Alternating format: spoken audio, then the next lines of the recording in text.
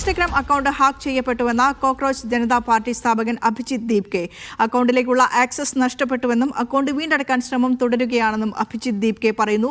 X പോസ്റ്റിലൂടെയാണ് account hack ചെയ്യപ്പെട്ട വിവരം അഭിജിത്ത് പങ്കുവയ്ക്കുന്നത്. റഷീദ് ബിൻ മുഹമ്മദാണ് ഡൽഹിയിൽ നിന്ന് വിശദാംശങ്ങളുമായി ചേരുന്നത്. റഷീദ് പറയൂ.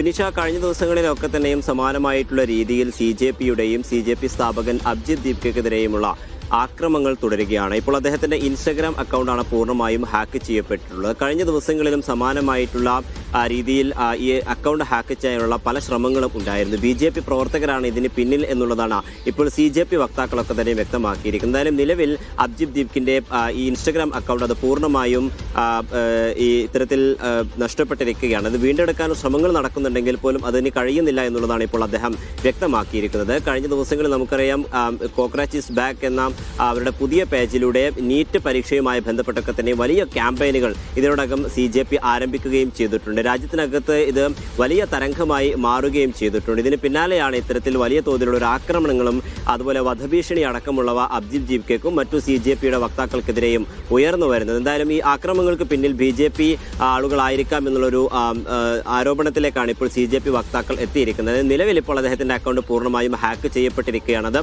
വീണ്ടെടുക്കാനുള്ള ശ്രമങ്ങൾ നടന്നു വരുന്നു എന്നുള്ള കൂടിയാണ് ഇപ്പോൾ അദ്ദേഹം അറിയിച്ചിരിക്കുന്നത്. ശരി റഷീദ.